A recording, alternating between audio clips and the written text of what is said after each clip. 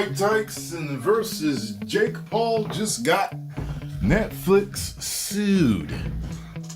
Jake Paul and Mike Tyson are now facing a $100 million lawsuit over their scripted boxing match, a scandal no one saw coming. Now it's free. We all got Netflix anyway, right?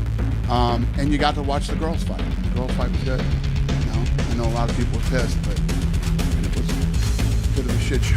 But, you know, what did you expect? Seriously, when you stayed home and you turned on Netflix that night, we were like, holy I'm about to see the greatest live sporting event of all time. Fans were promised an epic clash of legends, Mike Tyson's ferocity against YouTuber Jake Paul's bravado. What they got instead felt more like a low bunch of reality show than an actual fight. After 6 months of relentless hype, fans tuned in, expecting an unforgettable collision of boxing's past and present. They shelled out hard-earned money for tickets, pay-per-view streams, and merchandise, dreaming of a genuine battle. But when the big night came, it wasn't a fight. It was an awkward, overproduced... Left hook, triple left hook by Paul. He wobbled Tyson. Mike's hurt. He see Jake Paul land a beautiful jab with right hand first, right there, and knock Mike off balance 2 times. And Mike was highly off balance right there. I don't like spectacle, more Showtime circus than boxing. Now, outraged fans are doing what anyone would, filing lawsuits. I mean, all the people that are, you know, there's a lot of, in Portnoy went out and said that it was the greatest con job of all time. I mean, if you didn't think that that's the way the fight, I don't know what people expected. You know, Mike's almost 60 years. Demanding accountability for what they see as blatant false advertising, claiming they paid for a fight and got a staged disaster instead.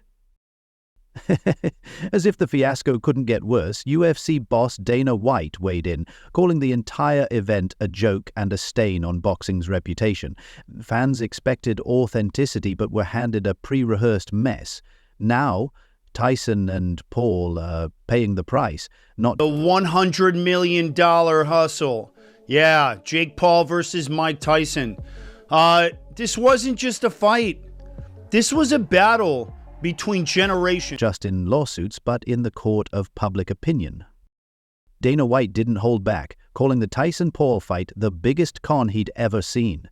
According to him, this wasn't just a bad fight, it was a rip-off of epic proportions. And honestly, he wasn't wrong. Between staged punches, outrageous payouts, and Netflix catching in on the spectacle. And this YouTuber beat such a great fighter. Well, X has spoken. The fight was scripted. Everyone is talking about this on X, and the script was actually leaked on X. It felt less like Fight Night and more like a poorly scripted reality show. Let's talk numbers. Mike Tyson, the so-called baddest man on the planet, walked away with $20 million, while Jake Paul, YouTube sensation turned... Bell rings, Tyson is showing flashes of his old form, which actually happened. As soon as the bell went, Mike Tyson came out with that head movement pushing forward. Immediately he stalks forward with his signature bob and weave. And boxer pocketed a staggering $40 million. Meanwhile, the audience, they got disappointment, frustration, and the sinking realization that they'd been played. To make matters worse, in the ring, basically, it's hard to make it exciting. So I couldn't really get him to engage me or slip shots and, do something super cool or whatever. But I don't care about what people have to say. They're always going to have something to say, and that it is what it is. There was a point where, I was just like, okay, he's not really engaging back. And so I don't know if he's tired or whatever, and I could just tell, his age was showing a little bit, and I just have so much respect for him. Whispers of a leaked fight script started buzzing on social media just before the bell rang. At first, fans dismissed it as a wild conspiracy theory, but then the fight happened, and the eerie similarities to the script were impossible to ignore. What a shame for boxing. Fans expected a real clash, but instead got a theatrical stuff that's happening right now. I just want to see these guys fight. I don't care about your car. I don't care about 30 minutes or and circus. They deserved better. The so-called fight script seemed to predict everything: Tyson's sluggish performance, Paul's perfectly timed combos, even the exact round it would end. It was as if someone wrote a terrible play and convinced Tyson versus Jake Paul just got Netflix sued. millions to buy tickets. As the rounds unfolded, Tyson's energy mysteriously disappeared, leaving Paul to dominate and secure the win. Sound familiar? That's exactly what happened in the ring. Fans weren't just disappointed, they felt duped. They had shelled out hard-earned... Jake Paul and Mike Tyson now have been suspended from boxing after a controversial fight in Texas. Now, why, you may ask? Now, I didn't know this. ...earned money expecting a clash of titans, only to witness what many described as a high-budget parody of real boxing. The outrage was palpable. Netflix is currently being sued over their Jake Paul-Mike Tyson fight. And it's not because people think the fight was rigged, though I have questions, and that's what we'll get. And as the dust settled, one question lingered. Was this even a real fight, or just another chapter in box's slow descent into sideshow theatrics? For many, the answer was clear. This wasn't boxing, it was a scripted spectacle that betrayed the sport's legacy and the fans' trust. Outraged viewers didn't hold back, and why should they? After months of hype for a so-called historic event, they were handed a choreographed... Many are upset over the Jake Paul and Mike Tyson fight, with some people claiming that it was rigged because many people bet a lot of money and they lost a lot of money. Drama. Now Tyson and Paul are staring down the fallout. A $100 million lawsuit? The claims? False advertising, betrayal of fans' trust, and misleading a global audience.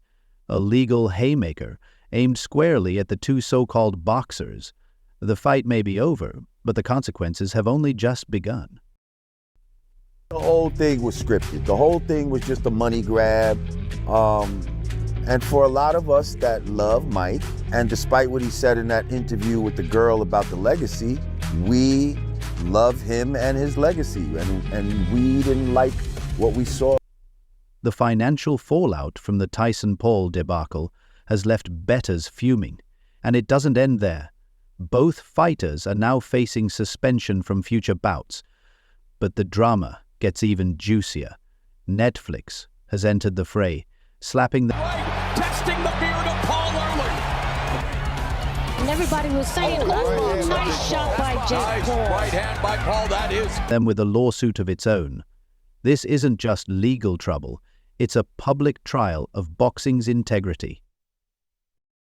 Paul and Tyson didn't just gamble with their reputations, they may have torched the sport's credibility in the process. The big question... Punches around. Like I said, I don't like the fact that they keep messing with their mouthpiece. Oh, left hook! Triple left hook by Paul. He wobbled Mike is hurt. The question now is whether this circus act will cost them more than their massive paydays. Social media has turned into a carnival since the scandal broke. Memes are calling the fight the WWE of boxing, while fans dissect the leaked script in endless threads, and the outrage is real. Sad, dude. Like, because of what Mike Tyson was, right? Like, I know. It's sad to see him like that. He should have never agreed to this stupid fight in the first place, because it's going to diminish everything he's built. Fans didn't just lose money. They lost faith in a sport meant to represent raw, unscripted combat. Critics are especially furious about Tyson being used as a pawn in Paul's cash grab circus. The audacity of exploiting a living legend for profit has led some to question if boxing itself has sold its soul to spectacle. At this rate, they joke, Oscars might replace championship belts. As for Tyson, his performance was more... They got paid so much money for that. 25 million and 40 million? I think 20 and 40. Yeah, 20 and I think 40. that's what I'd heard.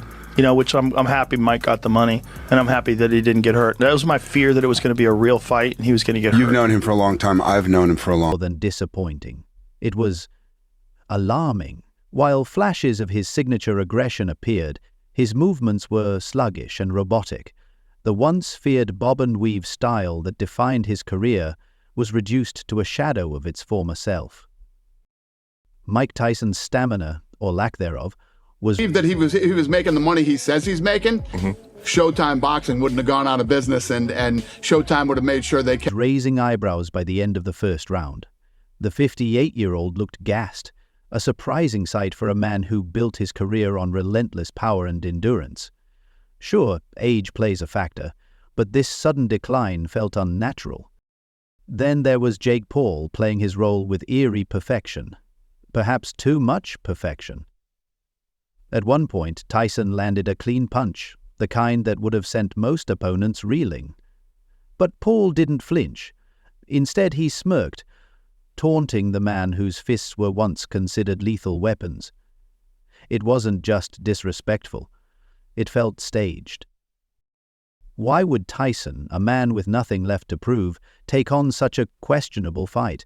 Netflix is currently being sued over their Jake Paul-Mike Tyson fight. And it's not because people think the fight was rigged, though I have questions, and that's what we'll get. The heartbreaking answer seems to be money. Tyson admitted that financial pressures played a significant role in his decision. The man who once ruled boxing was reduced to participating in what many are calling a circus, just to pay the bills. It's a sobering reminder that even legends can face harsh realities outside the spotlight.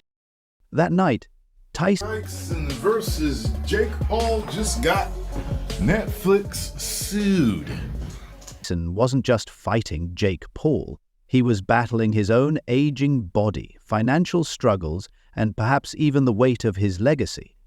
The fight's outcome only added insult to injury.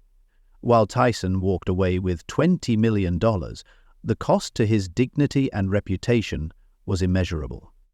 His lackluster performance left fans questioning whether the payday was worth tarnishing. And that is the money. He's getting paid so much money to do this. So that tells me he's getting bored. So again, it is sad that's a career that had once been untouchable. Jake Paul's victory felt almost too perfect. The younger, fitter fighter capitalized on every opportunity, his confidence growing as Tyson's energy faded. But knowing what Tyson had been through, the fight felt less like a contest and more like a one-sided spectacle disguised as competition. Many now believe that if the fight was truly scripted, it becomes even more tragic. Tyson wasn't just outmatched, he was set up to fail. The fiasco didn't end with the payday. Boxing's newest heavyweight bout began a different kind of battle, a lawsuit. Tyson and Paul now find themselves in the legal ring, dodging a $100 million fraud claim. Fans who bought tickets, bettors who lost big, and viewers who expected an actual fight are all demanding their pound of flesh and their money back. But it's not just Paul and Tyson facing the backlash. Netflix, the streaming giant, has been dragged into the chaos for giving this circus a platform. Fans are so furious they've sued Netflix, claiming the company misled them by promoting what turned out to be a scripted spectacle. Instead of offering genuine entertainment, fans argue Netflix sold them a false stream just to drive subscriptions. Now, Netflix is grappling with more than just a PR nightmare. They're caught in the crossfire of a legal battle they likely never saw coming. This lawsuit isn't just about money. It's about trust. Fans feel betrayed on every level, and they're fighting back to hold everyone involved accountable for turning a sport they love into a farce. Fans trusted they were paying for authenticity, raw competition, and a slice of boxing history. What they got instead was a poorly executed theater production disguised as a prize fight. Now, both Jake Paul and Mike Tyson are in the hot seat, facing the fury of a fan base that feels duped. So, what's next? Is Tyson's legacy permanently tarnished by this scripted spectacle? Or can it be dismissed as just another bizarre chapter in his colorful career? This is a man who's risen, fallen, and risen again. But was this the moment that undid it all? The ferocious knockout artist, once feared and revered, is now linked to a fight many consider a disgrace. Can his name ever fully recover? And then there's Jake Paul, the self-proclaimed savior of boxing, is now drowning in the backlash from this debacle. Can he bounce back, or has he crossed a line that no viral video or flashy knockout can repair? But perhaps the biggest casualty here is the sport itself. Boxing has long been accused of corruption, shady promoters, and questionable matchups. After this scandal, is it at risk of losing the little credibility it had left? Fans feel betrayed, and trust isn't something easily regained. The bigger question looms: is boxing heading toward a future where entertainment outweighs genuine competition? It's a fine line. At what point does the sport stop being about the fight and start being about the spectacle? Fans, fighters, and promoters must ask themselves, where do we draw the line?